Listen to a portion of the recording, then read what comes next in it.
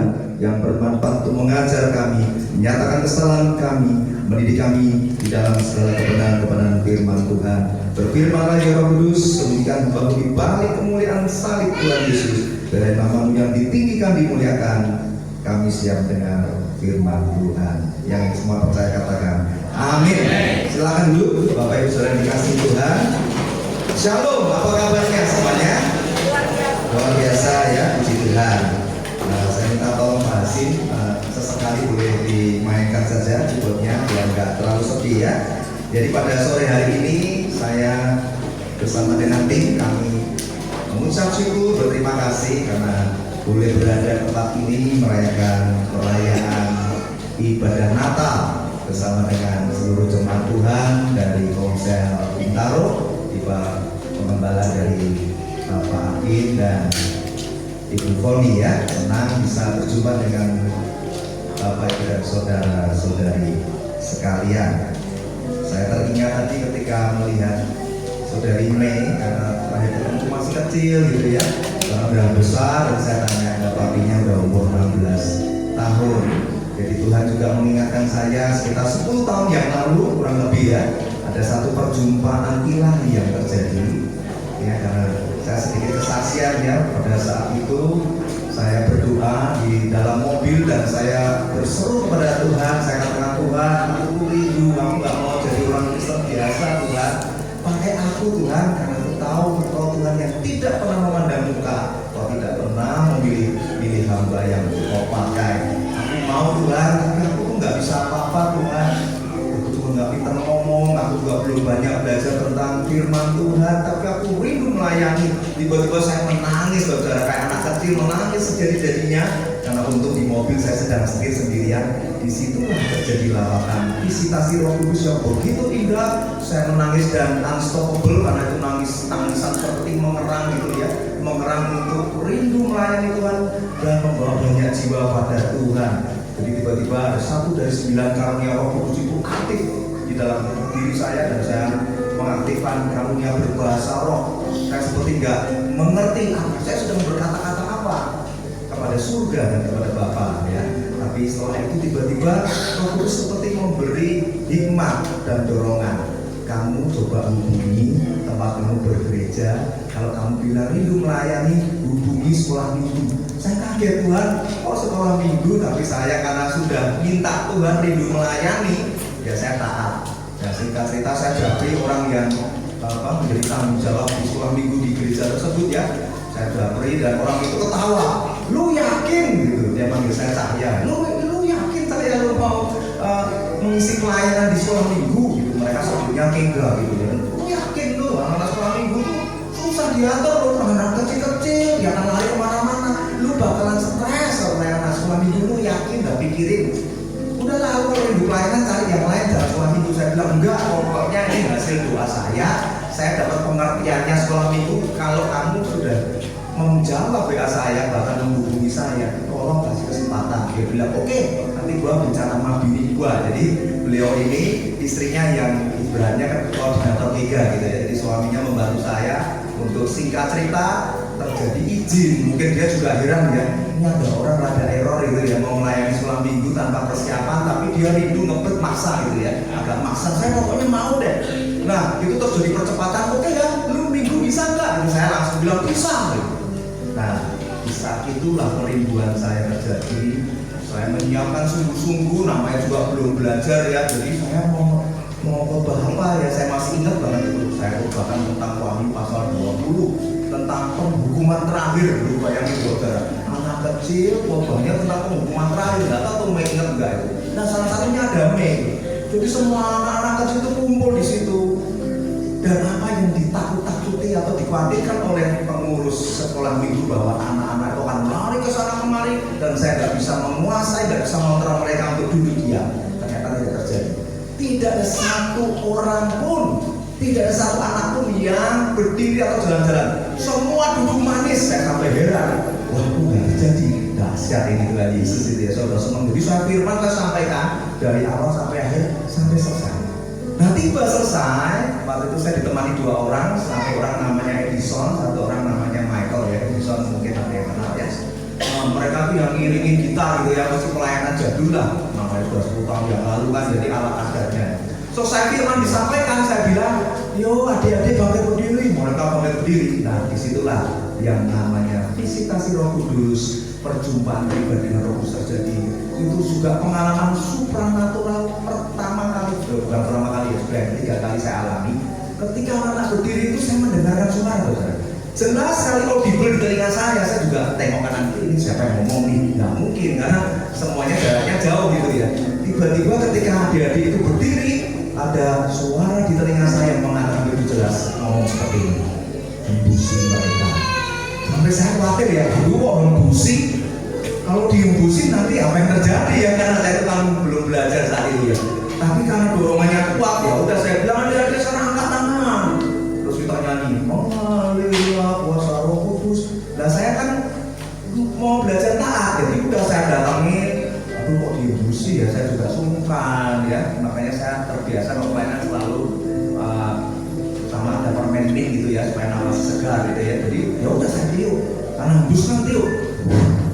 Itu satu-satu nama itu rebah bang saudara ya, rebah semua rebah di luar Roh Kudus, termasuk Mei yang paling lama. Jadi papa mamanya selesai ibadah nyari anaknya loh, kok masih tergelepar gitu, lama nangis. Saya bilang lah, saya kalau ditanya ya saya nggak ngerti, pokoknya ini nanti kalau anaknya sudah siuman ditanya ya, itu zaman Roh Kudus atau roh yang lain. Tapi semua mengalami zaman Roh Kudus. Nah, yang unik adalah semua anak di laut Roh Kudus, tinggal satu anak berdiri yang tidak dilawat. Anda tahu siapa? Anak saya sendiri.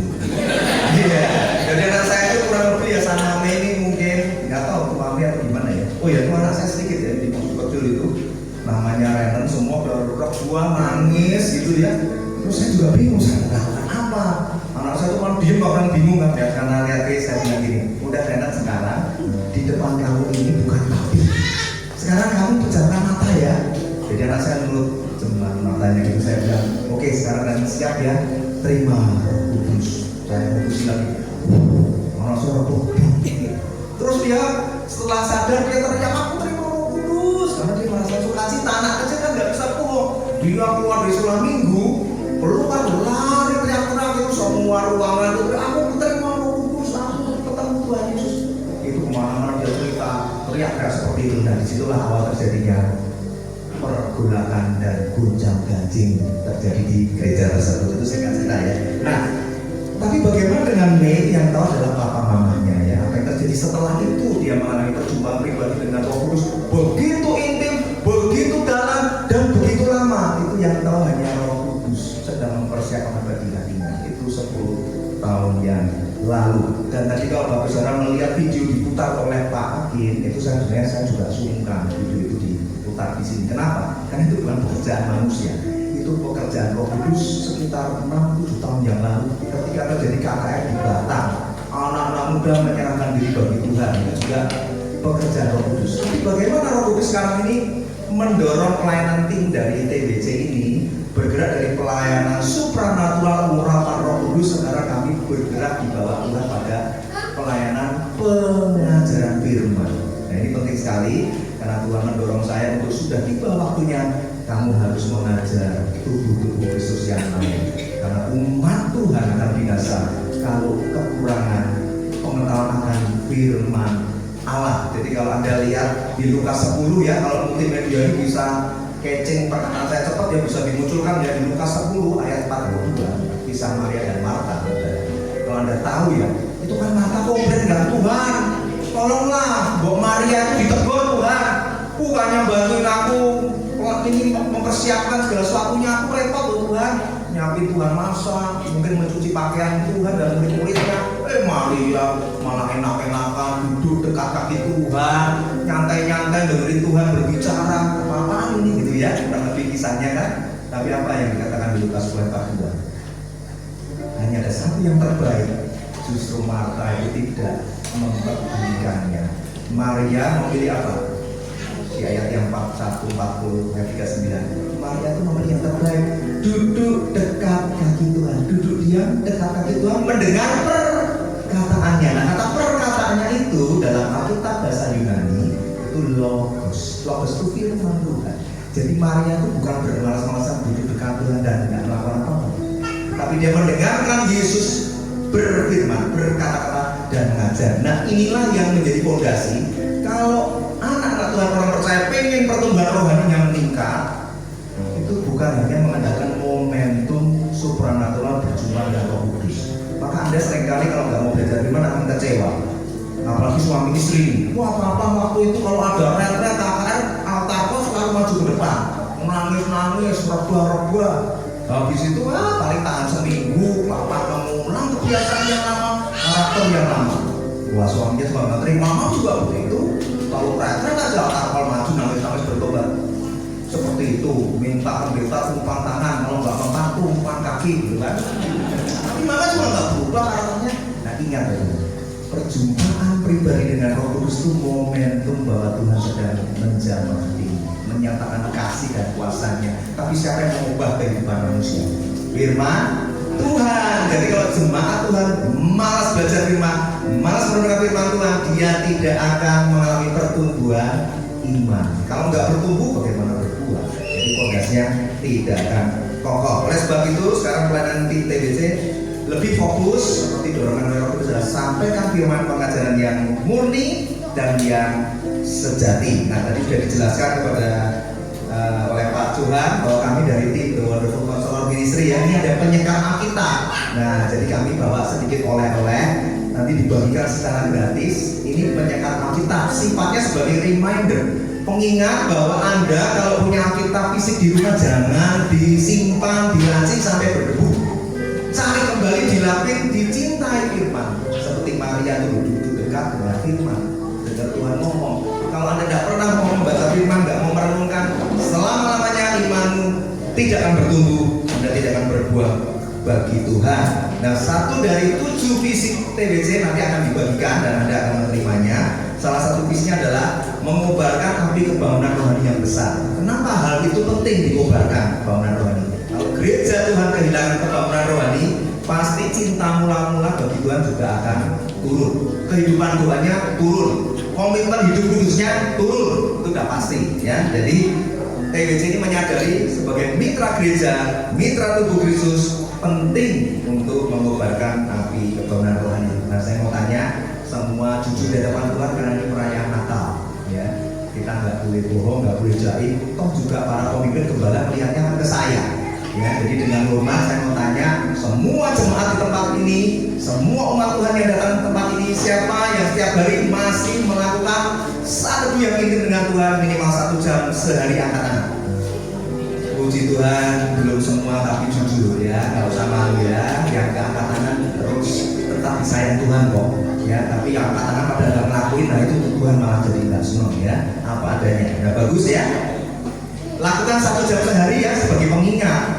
Karena itu satu itu penting, itu sangat intim dengan Tuhan, membaca firman, merenungkan firman, menyelidiki firman.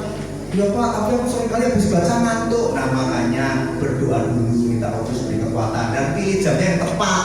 Saat teduh itu kan bicara apa sih? 1 jam saja kan. Di Getsemani kan Tuhan bilang, Petrus, Yohanes, kamu dulu tak ajak nemenin di Getsemani aja tertidur, tidak kamu sanggup berjaga-jaga dengan aku 1 jam saja. Petrus, Yohanes, kedagingan kita kalau nggak ditaklukkan, bagaimana kita akan bisa bilang komitmen hidup bagi Tuhan, cinta Tuhan, itu omong kosong ya. Jadi ingat, saat teduh itu minimal 1 jam. Jadi Anda tinggal tentukan waktunya, mau jam berapa kalau begitu. Masing-masing orang berbeda-beda kan kebiasaannya. Aku suka subuh jam 4, monggo, yang penting disiplin, jangan dirubah-rubah. Nah, saya Senin mau jam 4 pagi, Selasa mau jam 4 sore. Lama-lama nggak usah teduh itu karena nggak disiplin ya. Jadi mau jam berapa dan mau berapa jam? Saya beri rekomendasi minimal 1 jam. Jamnya masing-masing berbeda. Kalau saya paling suka itu prime time itu jam 3 sampai jam 4, saya paling senang itu. Semua itu saat yang indah buat saya menyapa Tuhan ya. Nah, Bapak Saudara, kalau sudah membaca firman tentu akan suka bingung ya karena nggak belajar. Nah, jadi saya mendorong Bapak Saudara jangan hanya puas datang ke gereja mendengar firman sehari cuma sekali di hari Minggu. Dan lebih sedihnya kadang gereja di hari zaman ini tidak menyadari bahwa firman yang disampaikan bukan firman pengajaran, isinya firman motivasi, isinya yang lucu-lucu itu bukan firman. Mimbar yang suci dijadikan tempat untuk melucu, mendingan orang itu disuruh pergi, disuruh isi di tempat-tempat yang memang layaknya mereka bisa melawak, ya. Jangan mengundang pembicara yang hanya bisa menghibur telinga Anda dan menghibur hati Anda. Itu betul-betul pelecehan mimbar suci Roh Kudus.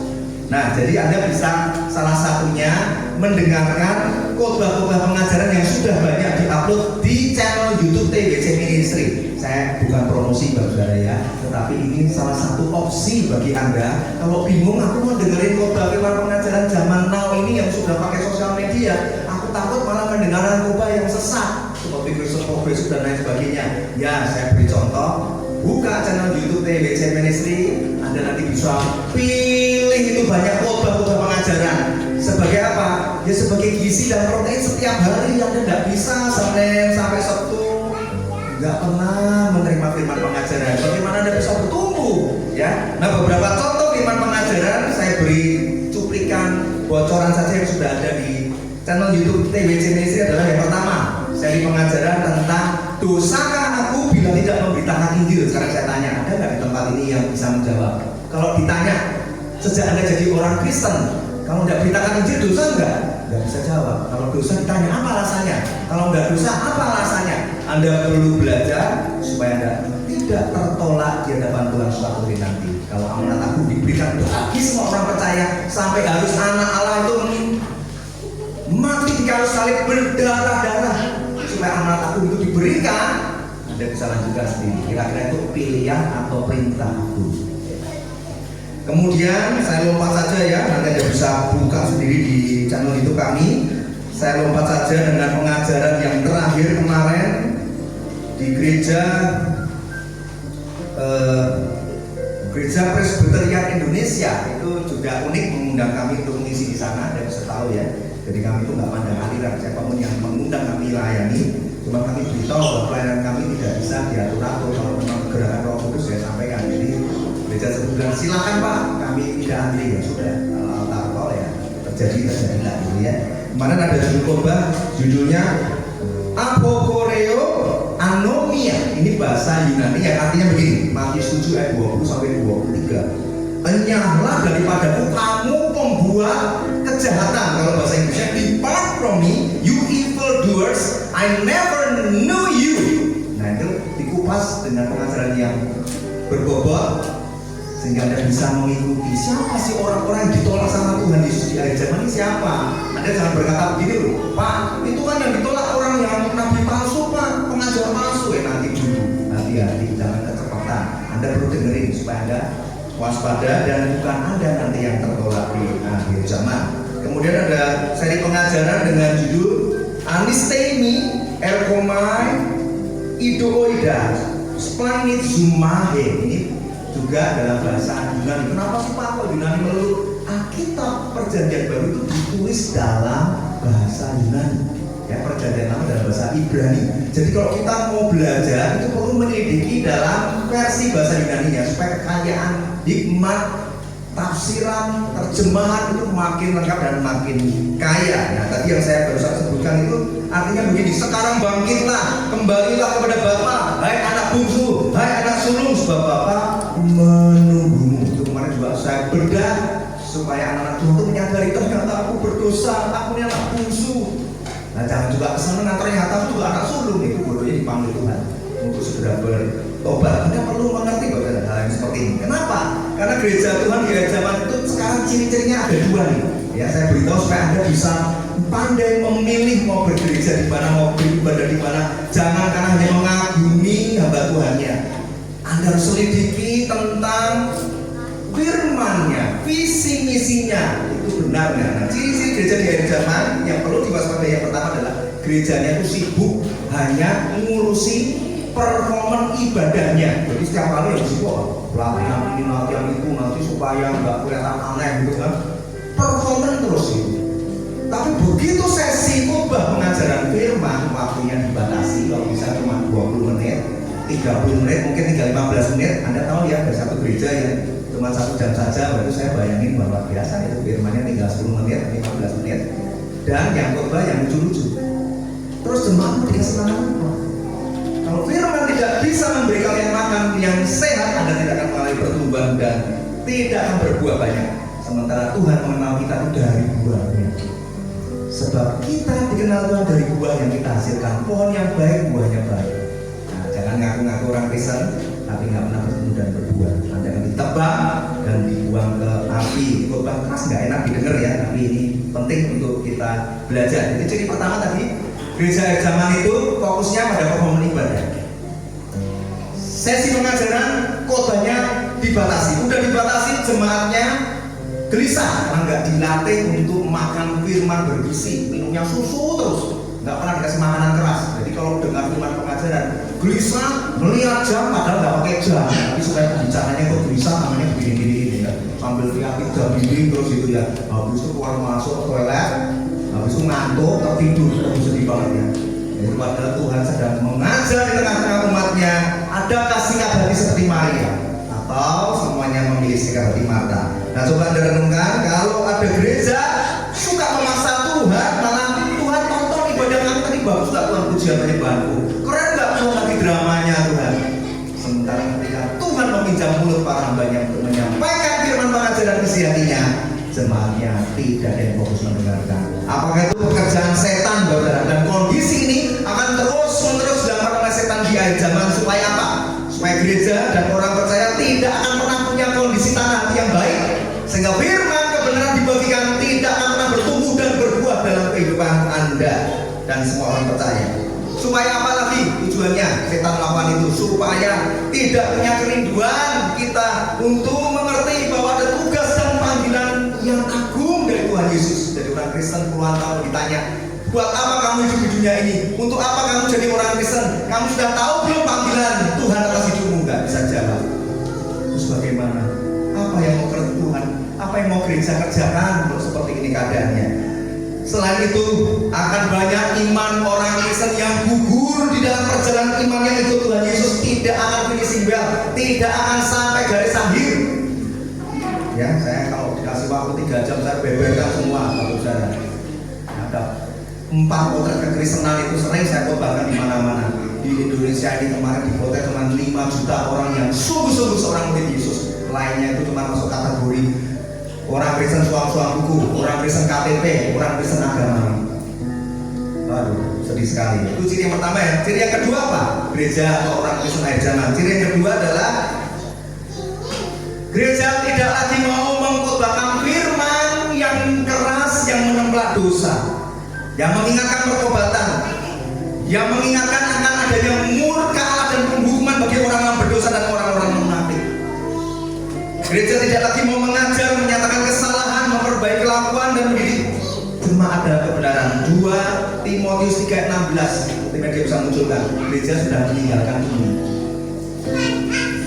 Ketika jemaat mendengar firman pengajaran yang keras, jemaat marah, jemaat tersinggung, langsung teks gembalanya, Pak, tolong jemaat ini jangan diundang, gembala ini tolong jangan diundang lagi. Kami tersinggung, kami marah, telinganya panas, mukanya merah. Besok nggak datang ke gereja lagi, sudah pindah gereja. Ini terjadi di akhir zaman. Gereja itu cuma dijadikan kompleks, pindah-pindah sesuka hatinya. Dan ini sudah dinubuatkan di 2 Timotius 4:3 bahwa di akhir zaman akan datang waktunya orang tidak dapat lagi menerima ajaran sehat, tetapi mereka akan mengumpulkan guru-guru menurut kehendaknya untuk memuaskan keinginan telinganya. Mereka akan memalingkan telinganya dari kebenaran dan membukanya bagi dongeng. Sudah terjadi. Kalau kekristenan Anda seperti ini, saudara, jangan kaget kalau Anda masuk dari kelompok kedua dari Matius pasal 7. Tuhan bilang, "Who are you? I never knew you." Bukan Tuhan bilang, oh kamu ya, aku pernah kenalkan, tapi sekarang enggak. Dari awal Tuhan dengan tegas menyatakan, aku tidak pernah mengenal kamu, minyak daripadaku, kamu kalian semua pembuat kejahatan. Anda perlu serius mendengarkan ini. Nah, sekarang apa tema dari ibadah KKR Natal pada sore hari ini? Tadi sudah saya beritahukan, bisa dimunculkan temanya. Tema Natal kita adalah Encountering with God through Christmas Begin in the Heart of God. Ya, jadi tema yang diberikan oleh Bapak Gembala Anda, Pak Akin, adalah bicara tentang Encountering with God. Saya sudah doakan, persiapan sungguh-sungguh ini 2 minggu full. Saya saya selidiki, saya nggak mau mengkhotbahkan pengajaran yang dulu tahun lalu sudah pernah khotbahkan lagi aja. Kalau saya bukan tipe hamba Tuhan seperti itu. Saya selalu menggali, menyelidiki, menyiapkan dengan baik supaya makanan ini betul-betul bergizi dan dapat dipertanggungjawabkan di hadapan jemaat dan di hadapan Allah. Ya, yang sudah membaca judulnya adalah tentang perjumpaan secara pribadi dengan Tuhan melalui Natal. Itu dimulai dari dalam hati Allah. Nah, kalau Anda mengerti judul ini, Anda jadi mulai memahami bahwa sejak kejatuhan manusia pertama Adam jatuh dalam dosa pemberontakan dan ketidaktaatan, siapa yang berinisiatif pertama kali untuk bergerak mencari manusia yang jatuh dalam dosa? Yaitu Allah itu sendiri. Manusia itu tidak pernah punya keinginan dan kemampuan untuk mencari Allah. Sejak manusia pertama jatuh dalam dosa, Allah lah yang bergerak mencari manusia yang berdosa itu. Ada seorang teolog yang sangat terkenal namanya Charles Spurgeon. Dia lahir 1834. Ada yang sudah lahir? Boleh katakan 1834. Kalau ada saya kenalan 1834, namanya Charles Spurgeon. Dia seorang pengkhotbah dari Inggris, seorang gembala dari jemaat gereja New Park Street di London. Dia juga seorang tokoh pembangunan rohani. Ya, dia mengatakan seperti ini. Sebenarnya dia ngomongnya pakai bahasa Inggris, tapi untuk menyingkat waktu, saya translate ke bahasa Indonesia ya. Nanti Anda tinggal dengarkan saja. Nanti kalau semua bahasa Inggris saya sebutkan, takutnya waktunya ini berkejaran dan Anda belum tentu senang mendengarkan Inggris saya yang logatnya medok. Ya. Jadi artinya begini. Charles Spurgeon ini ngomong begini.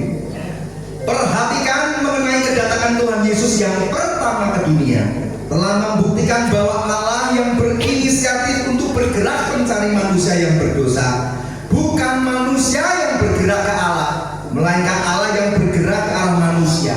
Bukan dunia yang mencari penciptanya dalam pertobatan, tidak, tetapi Allah yang disakiti. Ia sendiri dalam belas kasihannya yang tidak terbatas memecahkan kesunyian dan datang untuk memberkati musuh-musuhnya dan mencari orang yang berdosa. Lihatlah betapa besarnya kasih karunia Allah yang telah mengutus anaknya menjadi jalan keselamatan bagi manusia, dan semua hal yang baik dimulai dari hati Allah. Wah, ini seorang teolog yang sangat luar biasa, maka saya kutip perkataannya.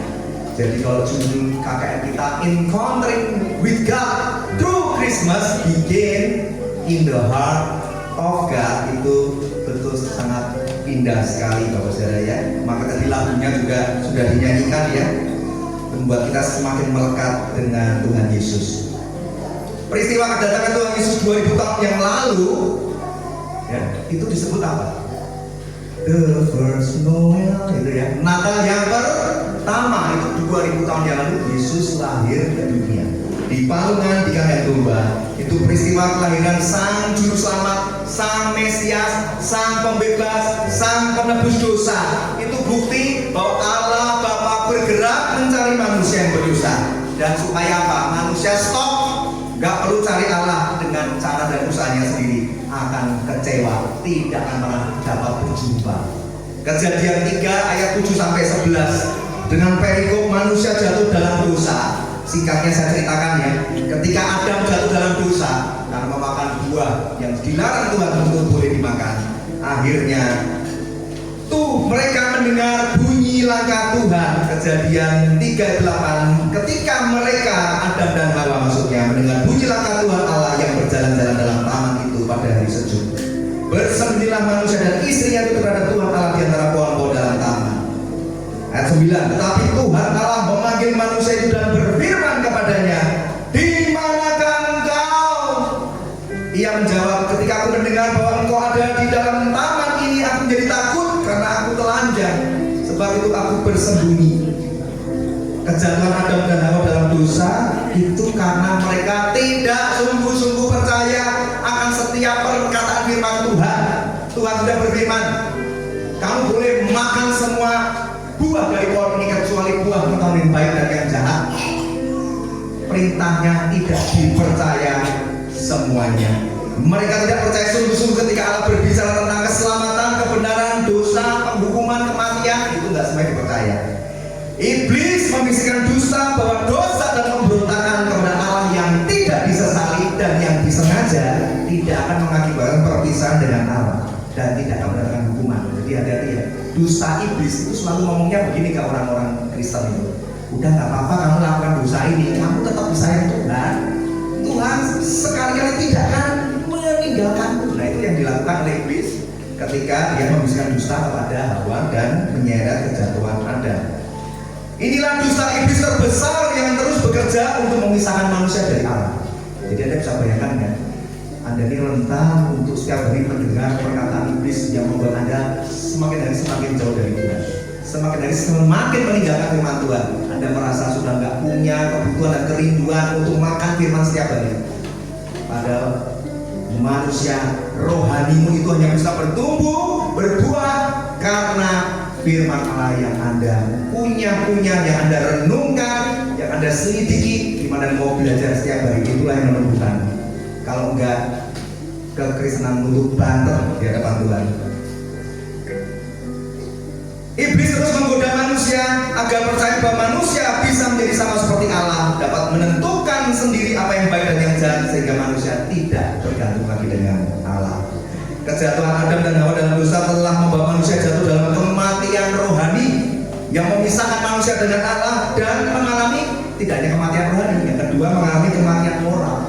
Makanya Anda jangan heran ya, di akhir zaman ini kasih makin jadi dingin. Anak bunuh orang tuanya, anak memperkosa ibunya membunuh anaknya. Kematian moral, tabiat manusia semakin penuh dengan dosa dan hawa nafsu. Kejatuhan Adam dan Hawa dalam dosa membuat manusia menyadari akan ketelanjangan mereka di hadapan Allah. Dosa membuat mereka malu, takut, bersalah. Mereka bersembunyi dari Allah, terputus persekutuan intim dengan Allah. Dalam keadaan seperti ini, coba renungkan. Mungkin nggak manusia mencari Allah? Keadaannya sudah kayak gitu, telanjang, berdosa, takut, sembunyi lagi dari Allah. Tidak akan pernah dapat menghampiri dan mencari Allah. Makanya ketika Tuhan Allah tahu bahwa Adam dan Hawa jatuh dalam dosa, Kejadian 3 ayat 9 dikatakan apa? Tetapi Tuhan Allah memanggil manusia itu dan berfirman, di manakah engkau? Di manakah engkau Adam? Di manakah engkau Hawa? Demikian juga Natal ini diperingati untuk memanggil engkau. Kalau dikatakan apa tadi? Memanggil manusia dan berfirman, berarti Tuhan kalau memanggilmu pada hari Natal ini tidak hanya memanggil namamu, tetapi memanggil melalui firman. Firman yang mana yang sekarang ini sedang Anda dengarkan dengan seksama ini. Dia memanggilmu dan dia berfirman pada sore hari ini untuk memanggilmu. Kalau ada nama yang kebetulan sama, jangan kaget, saya cuma pakai ilustrasi saja. Kalau Tuhan Allah memanggil, di manakah engkau Adam? Saat ini mungkin Tuhan sedang memanggilmu, di manakah engkau Nicholas? Di manakah engkau Nancy? Di manakah engkau Rudy? Di manakah engkau Foni? Di manakah engkau Sitorus? Di manakah engkau Acon? Kalau ada orang-orang yang saat ini nanti sepanjang firman disampaikan, Anda merasa aku dipanggil Tuhan, jangan sembunyi.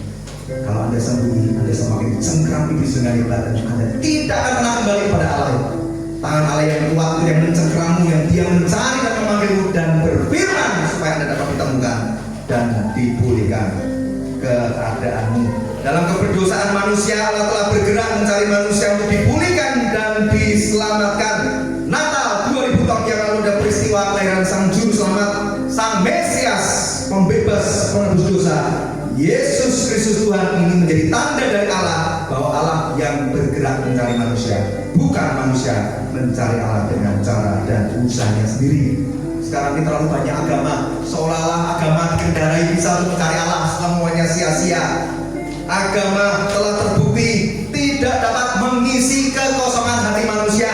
Agama juga hanya menjadi alat untuk mengatur sekedar soal hitam dan putih, salah dan benar, haram dan halal, dan dampaknya apa saudara? Kalau diikuti dengan fanatisme yang negatif, agama bisa membuat orang membunuh orang lain yang memiliki pandangan agama yang berbeda. Jadi Bapak Saudara, sadari agama telah terbukti gagal menjadi jawaban dan solusi atas hidup manusia yang keadaannya kosong oleh karena terpisah dari persekutuan yang intim dengan Allah. Manusia mengalami kekosongan hatinya karena telah jatuh di dalam dosa, tinggal di dalam kegelapan. Oleh sebab itulah Allah bergerak mencari Adam dan berfirman untuk memulihkan Adam.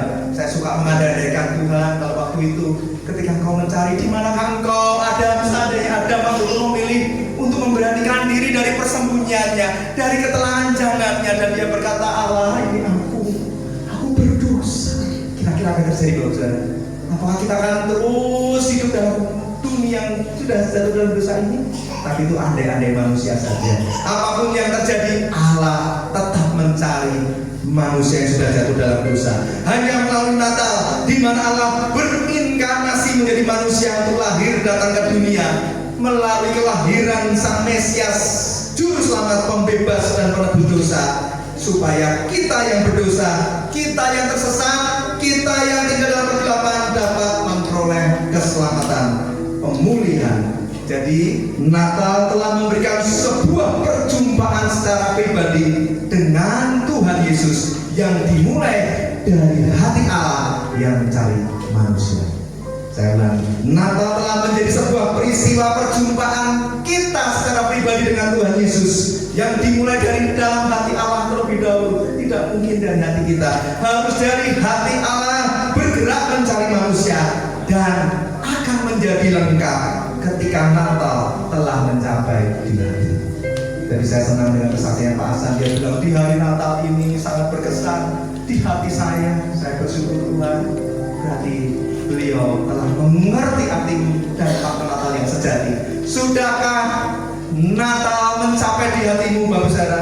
Kalau Natal itu sebuah peristiwa perjumpaanmu dengan Tuhan Yesus yang dimulai dari hati Allah yang mencarimu, sudahkah mampir di hatimu, menjadi lengkap masuk ke dalam hatimu? Itulah encountering with God through Christmas begin in the heart of God, and it is complete only when Christmas reaches the heart of man. Maukah Anda sekarang menyambut kedatangan seorang bayi Natal yang menjadi Sang Juru Selamat, Sang Pembebas, Sang Penebus dosa Anda? Mari sambut Yesus Kristus, Dia seorang penasihat ajaib, Allah yang perkasa, Bapa yang kekal, Raja damai. Yesaya 9 ayat 5. Mungkin dia bisa munculkan ya. Tadi juga sudah kesaksian pujian dinyanyikan ya. Nah sekarang kita buka Lukas 2 ayat yang ke-11.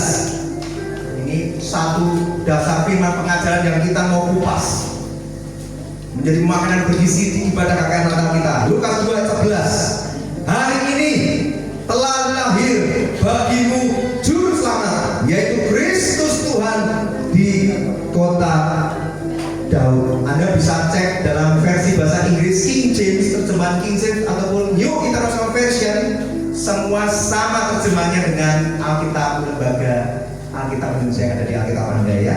Dalam King James dikatakan, for unto you is born this day in the city of David a Savior, which is Christ the Lord. Kalau dalam NIV dikatakan, today in the town of David a Savior has been born to you. He is the Messiah, the Lord.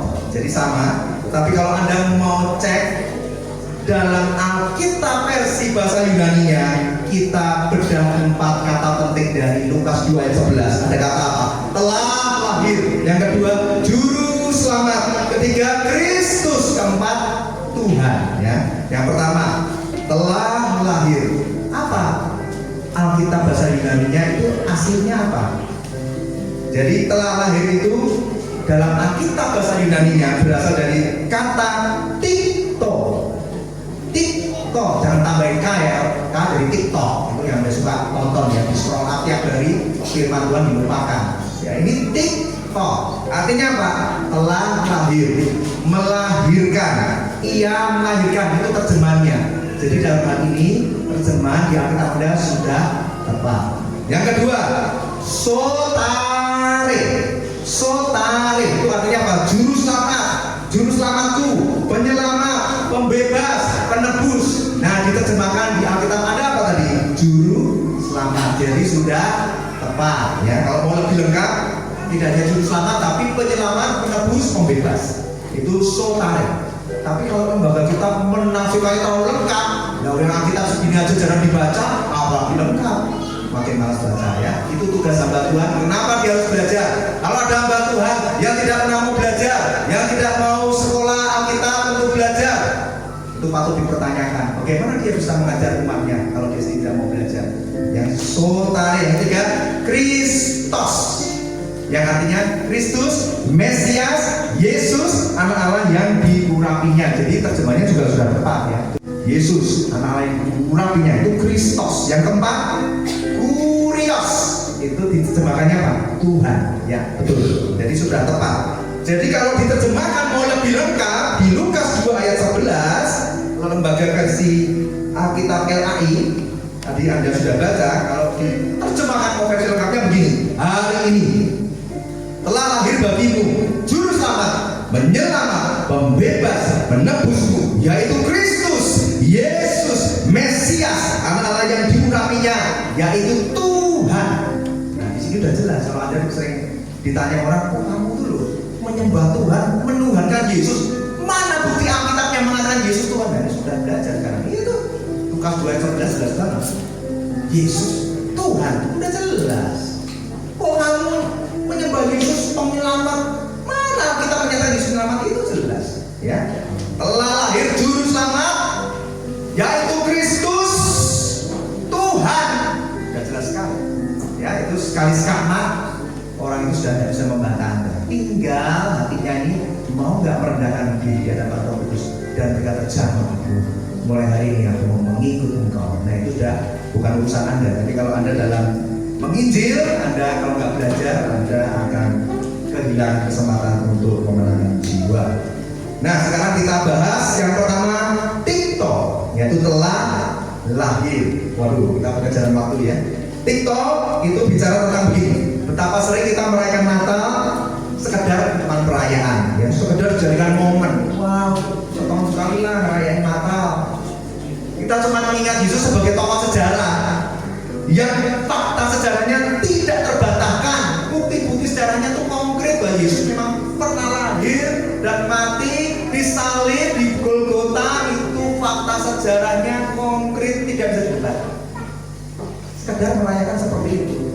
Bahkan lebih parah, sekarang ini zaman modern, zaman akhir, fokus utama Natal juga sudah makin bergeser, dialihkan pada hal-hal yang bersifat duniawi dan materialistis. Fokusnya cuma hiasan, gemerlap lampu Natal, pohon-pohon yang gede, hadiah-hadiah, makan-makan, acara mau kemana. Kita telah melupakan kisah Natal yang pertama yang terjadi 2000 tahun yang lalu. Fokus Natal dari Natal yang pertama itu bicara tentang apa? Karya penebusan dan penyelamatan Allah melalui kelahiran Yesus Kristus, Sang Juru Selamat, Mesias, pembebas, penebus dosa, yang disebut namanya Yesus Kristus Tuhan. Salah bergeser dan kita nggak menyadari itu. Seharusnya spirit Natal yang pertama 2000 tahun yang lalu itulah yang harusnya terus dipelihara di dalam hatimu, di dalam hati setiap gereja yang merayakan Natal. Setiap kali kita merayakan Natal, fokus utamanya harus berpusat kepada diri Yesus Kristus yang telah lahir ke dunia untuk menderita, bahkan menderita sampai mati di kayu salib. Fokus Natal harusnya tentang Yesus Kristus, tentang kasih-Nya, tentang karya salibnya, jangan yang lain. Natal adalah tentang kelahiran Yesus Kristus Tuhan, Sang Mesias, Juru Selamat, penebus dosa, akan membentuk sejarah yang baru dalam hidup Anda, menciptakan perubahan yang besar ketika hari ini Anda nanti mengalami perjumpaan pribadi dengan bayi Natal itu, dengan Sang Juru Selamat itu. Dan ini hanya terjadi ketika dimulai dari hati Allah dan mau mampir di hatimu, Bapak Saudara.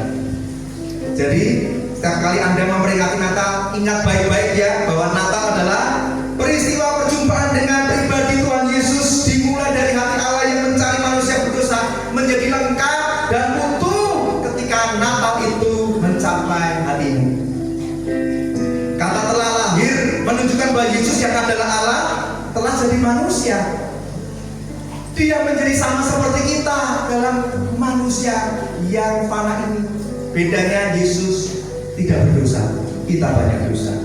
ketika Allah berinkarnasi menjadi manusia, itu kondisinya Yesus itu punya dua hakikat. Hakikat Allah 100% Allah, hakikat manusia 100% manusia. Seorang teolog dari Inggris yang bernama William Hendrickson, lahir tahun 1900. Yang sudah kenal?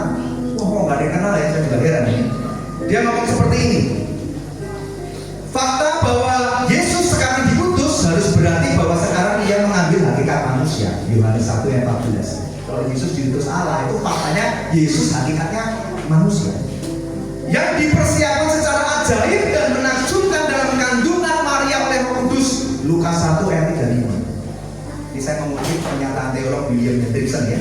Karena itu sekarang ia menjadi dan akan tetap seperti itu selama-lamanya. Pemilik dari dua hakikat, yaitu hakikat Allah dan hakikat manusia, yang bersatu secara tak terpisahkan dalam satu pribadi Allah.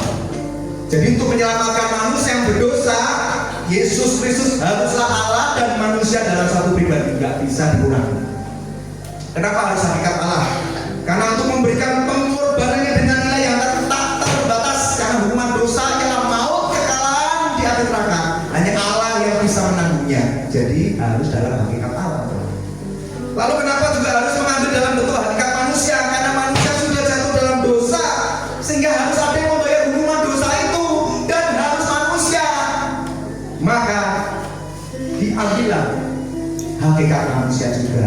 Allah berinkarnasi 100% Allah, 100% manusia, supaya dalam hakikat manusia Yesus yang menjadi manusia memikul hukuman untuk dosa, memberikan hidupnya kepada Allah dalam ketaatan yang sempurna.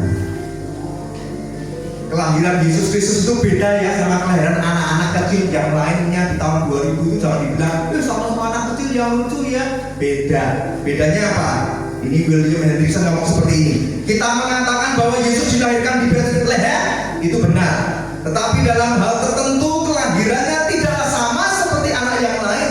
Anak-anak yang lain dalam arti yang sebenarnya tidak ada sebelum mereka dikandung dalam kandungan.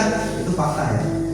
Tetapi anak Allah, yaitu Yesus Kristus, sudah ada dari kekekalan dengan Allah Bapa, dan ia ada selama-lamanya dalam kealahannya. Wow, luar biasa ya. Yohanes 1 ayat 1, pada mulanya adalah firman, firman bersama dengan Allah, firman itu adalah Allah, ia telah ada di dalam dunia, dunia dijadikan olehnya, firman telah menjadi manusia, diam di antara kita. Jadi Natal, peristiwa 2000 tahun yang lalu yang disebut dengan The First Noel atau Natal pertama, terjadi apa? Sukacita yang besar, damai di bumi. Tetapi Anda tahu nggak, Bapa di surga itu yang rela memberikan anak yang tunggal, rela mengorbankan satu-satunya yang tunggal, sedang punya perasaan yang sedih. Roma 8 ayat 32. Ia yang tidak menyayangkan anaknya sendiri, tetapi menyerahkannya bagi kita semua. Bagaimanakah mungkin ia tidak mengaruniakan segala sesuatu kepada kita bersama-sama dengan dia? Ini bukti bahwa Bapa di surga itu sangat mengasihi Anda, melebihi Bapa mengasihi satu-satunya anaknya yang tunggal, sehingga ia rela memberikan Yesus Kristus menjadi korban tebusan bagi orang berdosa. Jadi kalau Anda, saudara, pada saat ini juga pernah berkata-kata di dalam hatimu, mungkin pernah keceplosan ngomong seperti ini, Tuhan gak sayang sama aku, hati-hati, tarik omongan Tuhan bertobat. Bapak kehilangan satu-satunya anak yang dikasihnya, dijadikan tebusan untuk menggantikan posisi Anda dan saya. Masih beranikah Anda berkata keluar dari mulutmu bahwa Yesus gak pernah mengasihimu, Bapak meninggalkanmu, Bapak tidak mengasihimu? Hati-hati, itu mulut orang berdosa. Anda harus mohon ampun dari Tuhan. Kalau sekarang Anda jadi mengerti firman pengajaran ini, bertobatlah, dosamu diampuni. Mungkin Anda nggak ngerti, jadi Anda dengan mudah kecewa dan menyalahkan Tuhan Allahmu itu.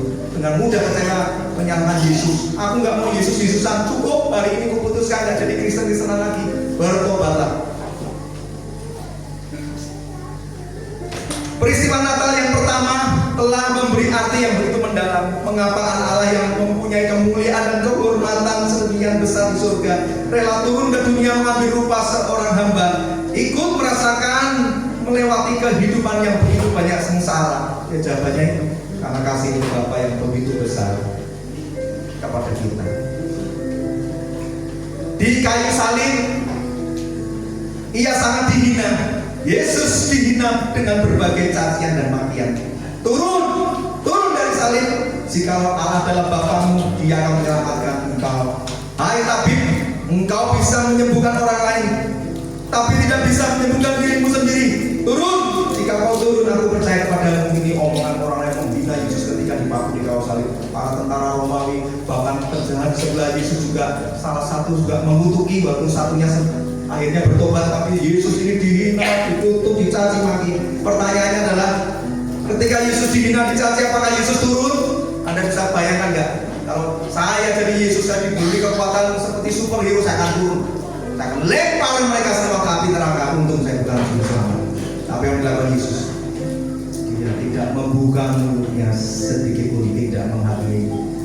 Dia tidak turun dari kayu salib. Tidak, Yesus tidak turun dari kayu salib karena ia tahu jika ia turun dari kayu salib maka Anda dan saya yang akan binasa, menunggu dilempar ke dalam api neraka.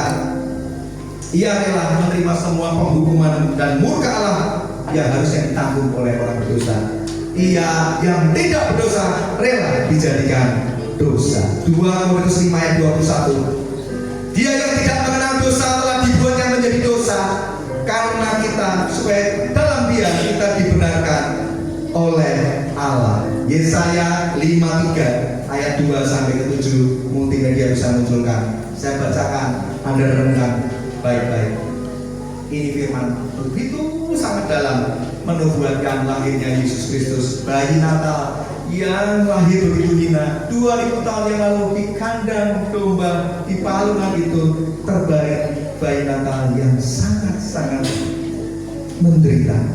Saya bacakan untuk Anda Yesaya 53 ayat 2 sampai 7. Ia, yaitu Yesus, ia tidak tampan dan semaraknya pun tidak ada sehingga kita memandang Dia, dan rupa pun tidak sehingga kita menginginkannya. Ia dihina dan dihindari orang, seorang yang penuh kesengsaraan dan yang biasa menderita kesakitan. Bukan renungan, ada kata biasa menderita. Jadi kalau orang Kristen ini nggak pernah belajar firman, maunya teologi kemakmuran, teologi kesuksesan, ikut Yesus harus kaya, ikut Yesus harus sembuh, bertobat. Yesus Kristus juru selamatmu, Dia berkata, ia yang biasa menderita kesakitan. Juru selamatmu memikul penderitaan yang hebat. Jadi orang Kristen nggak pernah mau menderita, suka menyalahkan orang lain, suka menyalahkan Tuhan. Kenapa dia diberkati, kenapa aku enggak? Itu mulut orang berdosa. Bertobatlah. Ini gereja harus bertobat. Sudah terlalu lama bertahun-tahun terus mengajarkan teologi-teologi yang sesat, teologi yang seolah-olah ikut Yesus harus kaya, ikut Yesus tidak akan ada penderitaan. Kalau ada penderitaan pasti ada dosa. Digali-gali sampai kedalaman, sampai orangnya muntah, digali terus.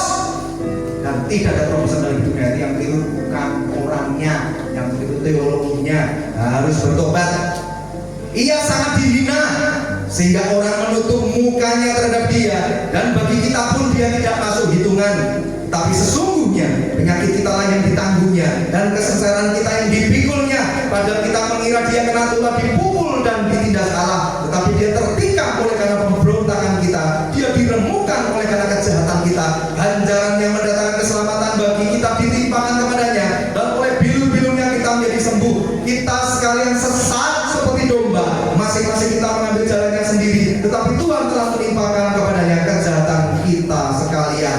Dia dianiaya, tetapi Dia membiarkan diri ditindas dan tidak membuka mulutnya, seperti anak domba yang dibawa ke pembantaian, seperti induk domba yang keluh di depan orang-orang yang menggunting bulunya.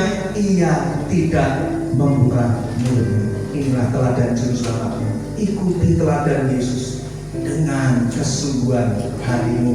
Jangan hanya ikut Yesus karena berkatnya, karena yang enak-enaknya. Anda bukan milik Yesus yang sejati. Apa bedanya kita ikut dunia ini yang menjanjikan selalu serba berkat-berkat, tapi Anda tidak tahu di balik berkat yang kau terima di luar dari Tuhan Yesus itu akan mengejarmu sampai tanah cucu. Tuhan Yesus lahir dan mati di kayu salib, lahir dan mati dipaku di Golgota. Dia lahir untuk mati dan mati di kayu salib. Inilah Natal yang pertama. Yesus datang menebus dosa, memberikan kita anugerah yang terbesar, yaitu keselamatan jiwa kita. Di atas kayu salib, Yesus berseru tetelestai. Anda tahu ya, Yesus berseru tetelestai, sudah selesai. Anda tahu arti tetelestai ini? Yesus sedang berkata, misi Allah Bapakku dan misi Allah Anak, yaitu diriku sendiri Yesus Kristus, sudah kuselesaikan dengan baik di kayu salib. Sudah kugenapi atas dunia dan atas orang berdosa. Sekarang waktunya engkau semua yang mengaku jadi orang Kristen, yang sungguh-sungguh mengaku jadi orang Kristen, bersama Roh Kudus yang sudah tinggal dalam hatimu, seharusnya misi agung ini dilanjutkan oleh Anda. Melanjutkan apa? Kerjakan amanat agung. Bersaksi, beritakan Injil, keselamatan bagi setiap orang yang Anda jumpai. Mana ayatnya? Yohanes 17 ayat 18. Sama seperti engkau telah mengutus aku ke dalam dunia, demikian aku telah mengutus mereka ke dalam dunia. Yohanes 20 ayat 21. Sama seperti Bapa mengutus aku, demikian juga aku sekarang mengutus kamu. Nah, sekarang sang juru selamat Yesus Kristus juga memberikan misi pengutusan yang sama. Sekarang Anda jadi memahami ya, kalau merayakan Natal kita juga diingatkan, jangan senang-senang, ada tugas, panggilan. Jadi nggak usah lagi bingung, nanya-nanya lagi, Pak, tolong doakan, saya nggak ngerti tugas panggilan Tuhan. Makanya belajar firman, baca. Itu amanat agung, perintah, itu panggilan sebagai orang percaya, itu beritakan Injil, bersaksi. Matius 28:19, karena itu pergilah, jadikan semua bangsa muridku, baptis mereka dalam nama Bapa, Anak dan Roh Kudus. Anda bisa kerjakan itu bersama-sama ya. Yang penting nanti Anda itu mengerti bahwa merayakan Natal, ingat ada panggilan mulia untuk dikerjakan oleh Anda. Yang kedua, sotare, ya, yaitu juru selamat, penyelamat, pembebas, penebus. Kelahiran Yesus Kristus harus terjadi sebab hal ini menjadi tujuan Allah untuk menggenapi janjinya. Allah punya rencana penebusan dan keselamatan untuk manusia yang telah jatuh dalam dosa. Yohanes 12 ayat 27. Sekarang jiwaku terharu, ini yang ngomong Tuhan Yesus ya. Sekarang jiwaku terharu, dan apakah yang akan kukatakan? Bapa, selamatkanlah aku dari saat ini? Tidak, sebab untuk itulah aku datang ke dalam saat ini. Hal ini menunjukkan bahwa Tuhan punya tujuan utama. Kedatangan Yesus Kristus ke dunia itu untuk mati di kayu salib demi menebus dosa manusia. Jadi kalau merayakan Natal itu jangan suka dipisahkan dengan Paskah dan Jumat Agung. Bayi Natal lahir itu nggak lama kemudian sudah bayang-bayang Paskah. Jadi sangat-sangat kita itu nggak menghargai sang juru selamat kalau merayakan Natal, tapi melupakan bayang-bayang Paskah. Manusia biasa yang sudah lahir ke dunia, dia pasti mati. Tapi kalau Yesus ini terbalik, karena dia mau mati maka ia harus lahir. Anda bisa renungkan, kita lahir pasti mati. Yesus ini karena mau mati maka dia harus lahir ke dunia ini. Ada yang mau dilahirkan untuk dimatikan secara hina dan mengerikan? Inilah yang disebut sotare, yaitu sang juru selamat, sang penyelamat, pembebas dan penebus dosa Anda. Yang ketiga, Kristus, yaitu Kristus, Mesias, Yesus atau anak Allah yang diurapi. Anda sudah mengerti ya, terjemah tadi. Kristus itu adalah dari bahasa Yunani Kristos. Kristus adalah Mesias, adalah Kristos, adalah anak Allah yang diurapi, adalah juga Yesus. Saya lompat aja ya. Jadi Kejadian 3 ayat 15. Kejadian 3 ayat 15 tadi firman Tuhan ngomong seperti ini, dan aku akan mengadakan permusuhan antara kamu dan perempuan itu, antara benihmu dan benihnya. Dia akan meremukkan kepalamu dan kamu akan meremukkan tumitnya. Nah, kisah ini disebut sebagai pesan Injil yang pertama. Injil yang pertama itu terjadi di Kejadian 3:15, bukan sejak 2000 tahun yang lalu Yesus lahir Injil diberitakan, bukan. Yang perdana sekali adalah di Kejadian 3:15.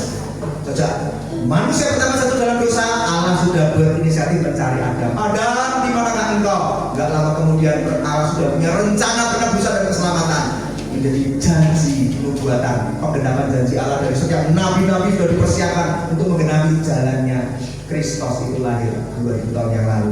Bahkan di Kejadian 3:15 ini itu sudah pesan nubuatan berita Injil yang pertama bahwa akan lahir sang Mesias, sang juru selamat yang disebut dengan istilah proto evangelium. Ya, ini berasal dari bahasa Latin. Proto artinya pertama, evangelium adalah pesan Injil keselamatan.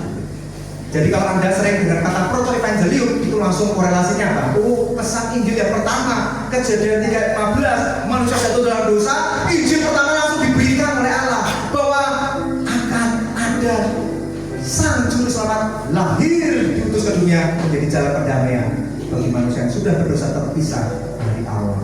Sekali, tapi janjinya pasti digenapi. Ada seorang bapak gereja perdana, dan sudah tahu ya, bapak gereja perdana itu namanya Irenaeus.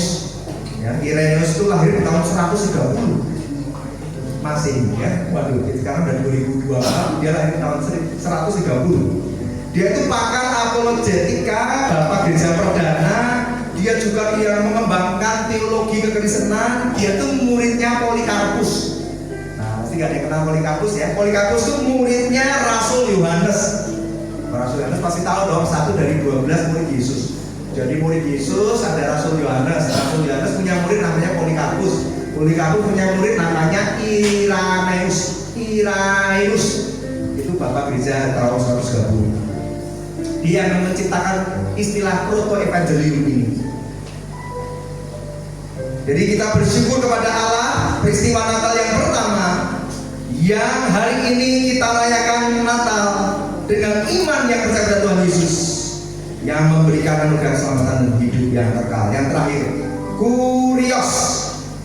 Pas waktunya terakhir ini sudah habis ya, saya minta waktu dikit lagi ya. Yang terakhir, Kurios itu diartikan sama Tuhan.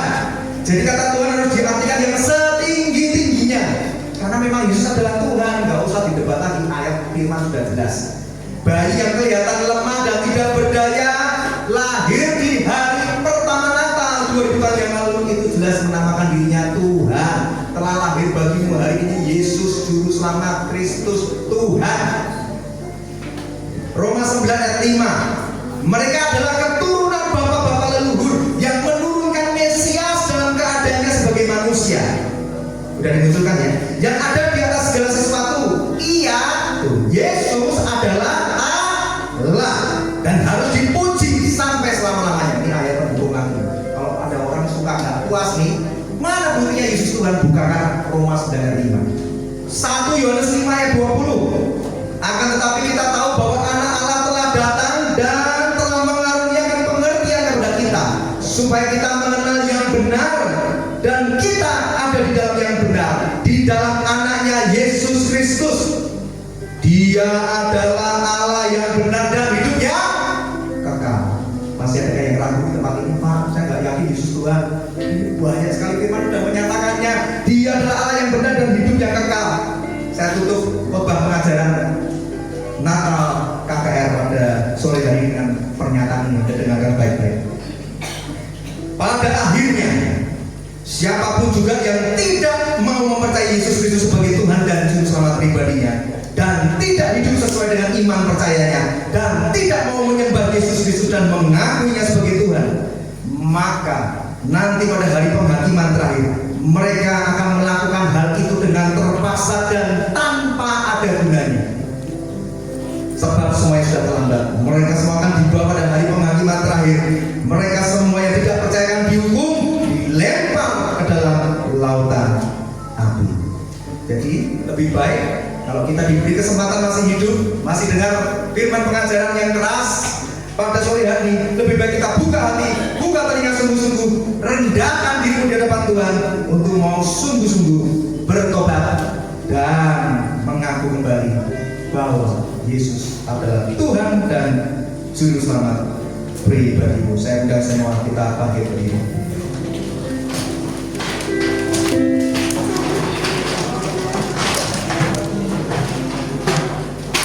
Saat ini coba cek kondisi Anda. Apakah Anda sungguh-sungguh mau datang dan percaya pada Tuhan Yesus? Apakah Anda mau sungguh-sungguh bertobat di hadapannya? Kalau Anda merasa, Pak, aku nggak punya dosa, kenapa aku harus bertobat di hari Natal ini? Saya beritahu, kalau ada dosa sekecil apapun tetap dosa di hadapannya. Kalau Roh Kudus sudah memberitahu dosamu, bahkan ciri-ciri dosa yang Roh Kudus sudah nyatakan di hatimu sejak firman disampaikan, yaitu dosa ketidakpercayaanmu, dosa ketakutan akan masa depanmu, dosa kekhawatiran akan masa depanmu. Anda pernah juga secara nggak langsung mengutuki Yesus, kecewa dengan Yesus. Kenapa yang lain ditolong aku enggak? Kenapa dia kaya, aku miskin? Kenapa dia diberkati aku enggak? Kenapa dia sehat, aku sakit? Bertobat, bertobat di hadapan Tuhan. Ada orang yang terus melakukan dosa dan menikmatinya dalam dosa, seolah-olah bahwa yang lain juga berdosa, nggak apa-apa. Kenapa aku nggak boleh? Ingat, orang yang mengaku sudah jadi orang Kristen lahir baru tidak mungkin tinggal dalam dosa, tidak mungkin hidup menikmati dosa-dosanya. Sekalipun orang Kristen lahir baru bisa jatuh dalam dosa, tetapi dia tidak bisa tinggal berlama-lama dalam dosa. Maka Anda mulai renungkan, Roh Kudus pasti sudah mulai berbicara dalam hatimu. Ada dosa apa yang masih terus mengikatmu dengan hebat? Maka Anda pandai berdebat dan mengatakan, mana di Alkitab nggak ada. Kalau di Alkitab tertulis dosa itu, aku akan tinggalkan. Kalau itu ada orang yang jalan keras hati. Dan bertobatlah, karena Roh Kudus tidak masalah untuk menyatakan setiap kesalahan-kesalahan umat-umat pilihan, umat-umat kesayangannya. Lebih baik kita jatuh di tangan Allah yang Maha Kudus supaya kita dapat koreksinya. Barang siapa ku kasih, ia ku tegur dan ku hajar. Relakan hatimu dan bertobatlah. Jadi sekarang tiba pada kesimpulan khotbah pengajaran KPR kita Natal ini. Yang pertama apa? Encountering with God through Christmas begin in the heart of God. It is complete only when Christmas reaches in the heart of man. Perjumpaan dengan Tuhan Yesus melalui Natal dimulai dari hati Allah yang mencari kita orang berdosa dan menjadi lengkap ketika Natal telah mencapai hatimu. Jangan menggeser fokus Natal pada sekedar perayaan dan pesta, tapi ingatlah, setiap merayakan Natal itu bicara tentang kelahiran Yesus Kristus, Juru Selamat pembebas penebus dosamu yang telah lahir untuk menderita, bahkan mati di kayu salib untuk menyelesaikan misi Bapaknya, menebus orang berdosa. Setiap kali merayakan Natal, ingat, ada misi agung, ada panggilan Tuhan untuk kita juga mau bersaksi dan ditakan Injil. Tetelestai. Merayakan Natal memanggilmu untuk yang rendah hati, mengakui segala dosa, dan kembali diteguhkan iman percayamu di hadapan Tuhan. Mari kita sembah Tuhan di hatimu.